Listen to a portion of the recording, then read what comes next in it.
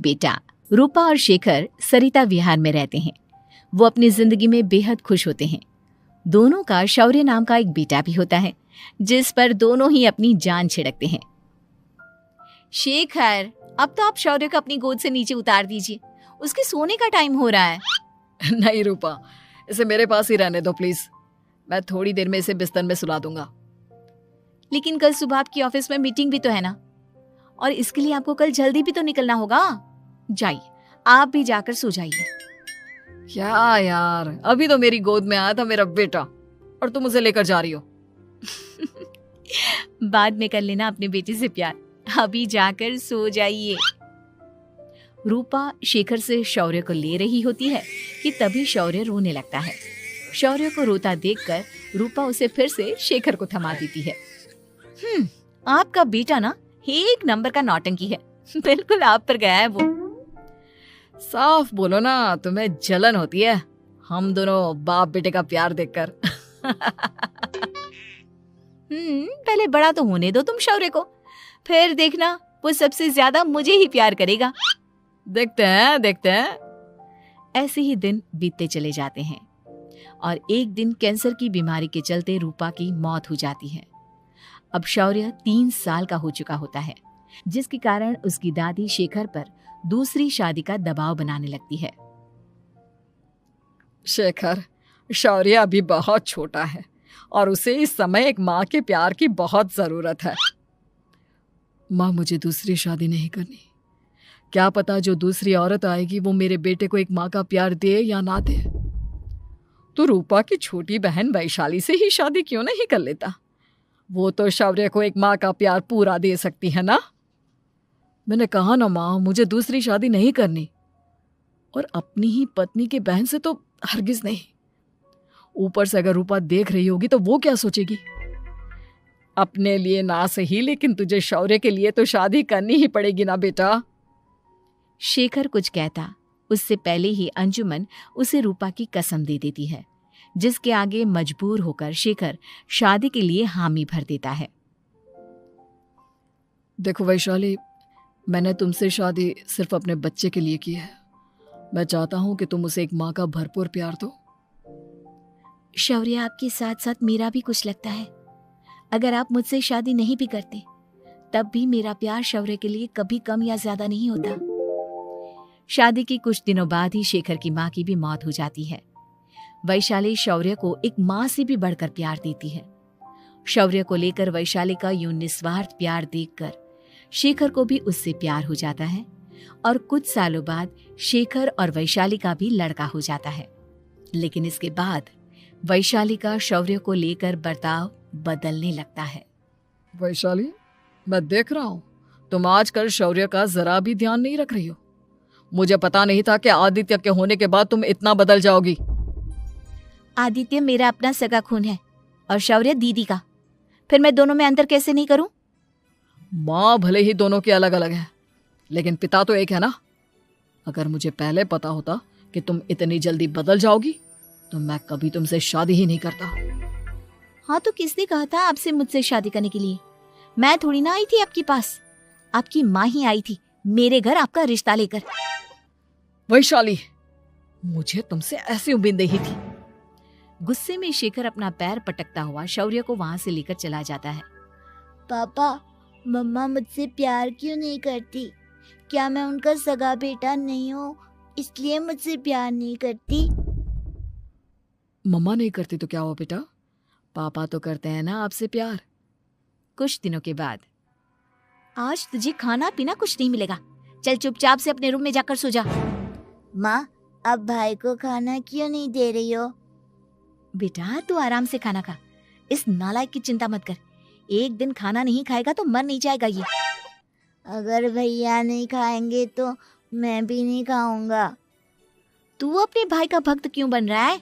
ये तेरा सौतेला भाई है, सगा नहीं जो तू लक्ष्मण बन रहा है। माँ, आपको इतना भी नहीं मालूम? श्री राम और लक्ष्मण सगे भाई नहीं थे।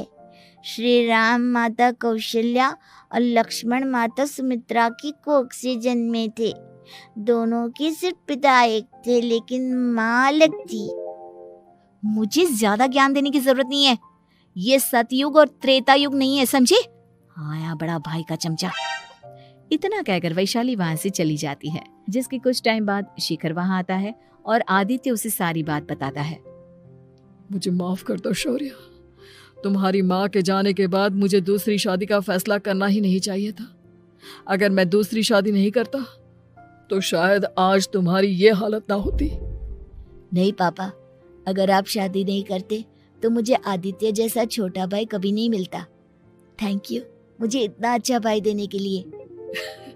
तुम दोनों हमेशा ऐसे ही साथ रहना, फिर कोई भी तुम दोनों का कुछ नहीं बिगाड़ पाएगा। चलो मैं तुम दोनों को आइसक्रीम खिला कर लाता हूँ, बहुत भूख लग रही है ना। शिखर शौर्य और आदित्य को आइसक्रीम दिलाने लेकर जाता है।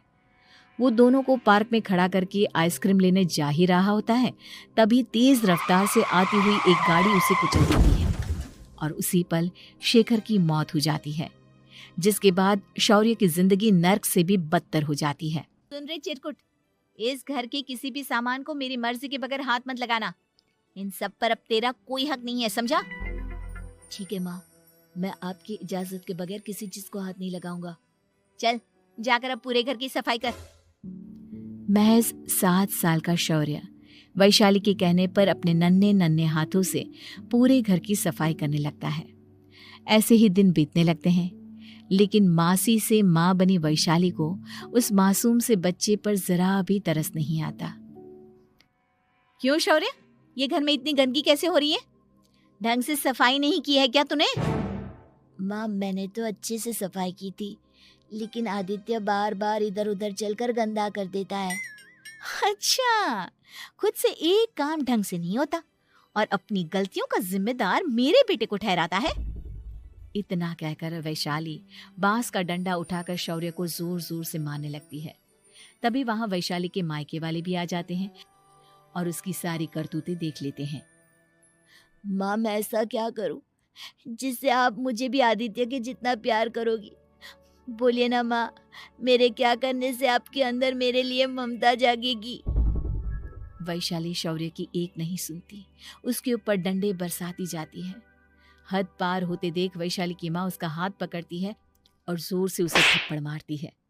यही सब करने के लिए तूने दामाद जी से शादी की थी? हमने सपने में भी तुझसे ऐसी हरकत की उम्मीद नहीं की थी। तू माँ नहीं, माँ के नाम पर एक धब्बा है।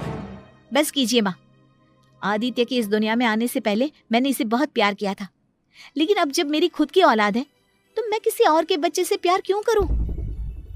अरे नालायक औरत, जिसे तू किसी और का बच्चा कह रही है वो तेरी खुद की सगी बहन का बच्चा है। बहन है तो क्या हुआ, मेरे अपने बच्चे से बढ़कर तो नहीं हो सकता ना ये कभी। अगर यही बात थी तो तू हमें पहले बता देती, हम शौर्य को अपने साथ ले जाते। उसे इस तरह प्रताड़ित करने की क्या जरूरत थी? अगर आपको लेकर जाना है ना तो ले जाइए इसे, मैं नहीं रोकूंगी। नहीं माँ, मुझे कहीं नहीं जाना, मुझे आपके साथ ही रहना है। मैं तेरी कोई माँ बाबा नहीं हूँ, तेरी माँ मर चुकी है, समझा? अब निकल जा मेरे घर से। माँ आप बहुत गंदी हो, मुझे भी नहीं रहना आपके साथ, मैं भी भाई के साथ ही जाऊंगा। अरे तू क्यों जाएगा, तू तो मेरा सगा बेटा है, जाने दे इसे। हम यहाँ ऐश से रहेंगे, तुम्हारे पापा बहुत सारी जमीन जायदाद छोड़ गए हैं तुम्हारे लिए। नहीं माँ, मुझे भाई के साथ जाना है। आप अच्छी नहीं हो, आप बहुत बुरी हो, आप भाई को बहुत परेशान करती हो। देख वैशाली, तुझसे ज्यादा समझ तो इस मासूम बच्चे में है। ये तेरे बुरे कर्मों का ही नतीजा है जो आज तेरी सगी औलाद खुद से तुझे ठुकरा रही है। आदित्य, तुझे इस शौर्य ने भड़काया है ना मेरे खिलाफ? नहीं माँ, मुझे किसी ने भड़काया नहीं, पर मैं सब देखता हूँ, सब समझता हूँ। भाई बहुत अच्छा है, वो आपकी जैसा नहीं है। चलिए नानी। इतना कहकर वैशाली के मायके वाले आदित्य और शौर्य को अपने साथ ले जाते हैं और इस तरह वैशाली बड़े से घर में अकेली पड़ जाती है।